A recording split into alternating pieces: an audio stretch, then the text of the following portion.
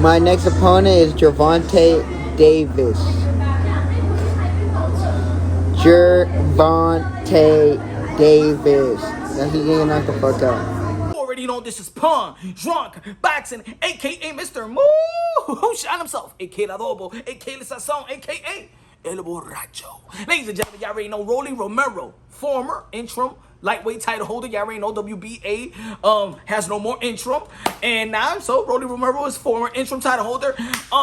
Was an IG Live and said that Devin Haney wanted $8 million to fight him. $8 million? $8 million? Rollie Romero said that Devin Haney overpriced himself. Devin Haney, the man, the lightweight division, WBC title holder.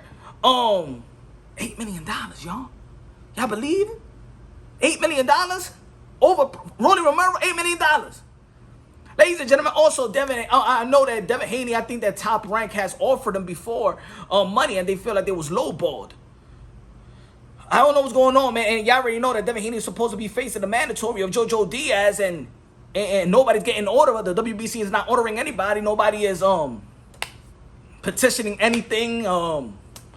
Nobody's activating any mandatory. Yo, the lightweight division, man, I'm telling you, folks, I don't know what the hell is going on. But also, Rollie Romero have stated that his next opponent is going to be none other than Gervonta Davis. And that makes a little bit sense right there, because Floyd Mayweather, you already know, Hall of Famer, Mayweather Promotion stated that Gervonta Davis is not going to be fighting nobody. They're not trying to make any other promotional company great. Meaning, I don't think that they have faith in Gervonta Davis and going to another promotional company, fighting the best of that promotional company and actually beating them. Because you could only make another promotional company great if Gervonta Davis actually lose to their high invested fighters in that other side.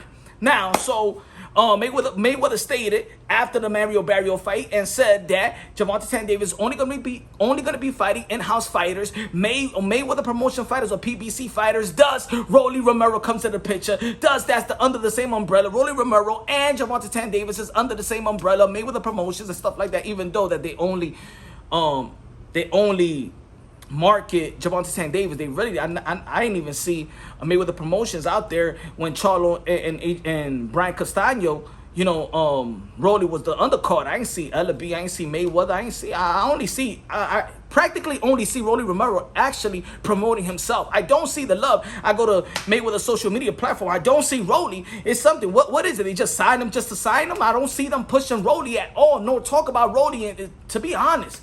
So anyway, but Gervonta Davis versus Rollie, and I think the promotion will be actually kind of good. I know that Rollie actually promote himself. I think he does the good job of promoting himself. Probably one of the best. He got probably one of the best, he's one of the best in talking trash in the sport of boxing, and the sport of boxing that desperately needs characters out there. And Rollie Romero is one of those characters that, yes, he's hated, but he's going out there and selling himself and promoting himself, and that's what you want a lot of these fighters to do. Rollie Romero is doing what he needs to do to get his name out there, because Mayweather promotions do not want to talk about him, don't talk about him, don't say nothing about him, don't promote him at all, nothing.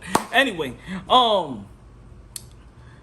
Devin Haney, $8 million, asking for $8 million. Now, they're gonna have to answer to that if they want to answer to that. You see, Devin Haney has not faced no mandatories. Everything has been voluntary. Mauricio Sudamon has stated in the past they make that Devin Haney, he makes good money with them.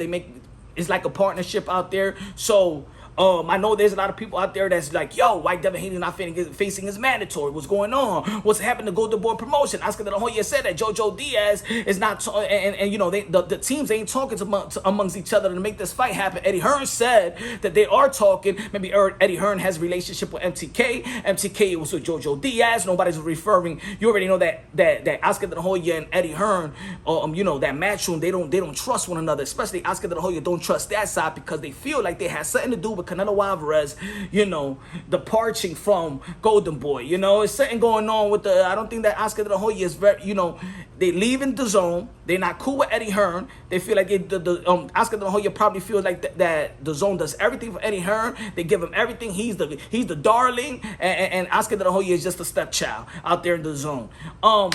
But look, that's what Rollie said. We're gonna see what Devin Haney has to say. Did he want $8 million? $8 million for that matchup? You know, that's the new form of, you could say that that's a new form of ducking, overpricing each other. I don't know if Devin Haney actually does want these other fights because he's a boss. He would have petitioned for the likes, in my opinion, would have petitioned for the likes of Teofimo Lopez, or if you're not gonna petition, at least send that what you call it, a term sheet, contract term sheet, because he done it with Gary Russell Jr. So I know that if they really wanted these type of fights, they would have sent it to Lomachenko when Lomachenko asked for it. They would have sent it to Teofimo Lopez when Teofimo Lopez didn't get ordered by the IBF. That little span right there, they could have sent something to Teofimo Lopez. I mean, they was in talks. The pops, the fathers, you would have faxed them some term sheet, and then Teofimo Lopez and McWaters would have watched it, and y'all would have got the fight. They petitioned for Santiago. They petitioned for Gamboa. They petitioned for Linares. So I just don't want people out there to get duped. Ladies and gentlemen, you got to know the business of boxing. You know what I'm saying? Either you petition or send a term sheet. If you don't want to go with the petition, send a term sheet. And we all know that the DHP has been very transparent with the boxing community. With the boxing community in the YTBC, when they was going through this Gary Russell Jr., they showed the world. Here, I sent them a term sheet, $1.5 million. We not lying. When we go after somebody with DHP, we go after somebody, right? They give us the proof. Well, we don't got no proof of the TOs and the Lomas and really wanted them. We don't see that proof, or the Tank Davis of the world. We don't see the proof, but we do see Mauricio Sudom on call when they was in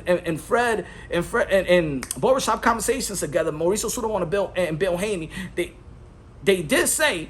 Mauricio Sudom did say, you requested for these fights and we let it go. Do you have a problem? I'm just paraphrasing. Do you have a problem with anything that we going through? No. Bill Haney was like, no. So I'm just telling y'all folks, whatever y'all see out there and whatever narrative they're trying to push out there, look, every promoter is gonna go by their guy. They're gonna say that we're the guy that wants to fight everybody and everybody is ducking us. They all gonna do it, right? So anyway, put your thinking caps like in kindergarten, and you'll know the answer. You know, I'm just breaking down things unbiasedly, logically, and objectively, y'all. So what y'all think about Rollie Romero versus Gervonta Davis? I think it's a good matchup.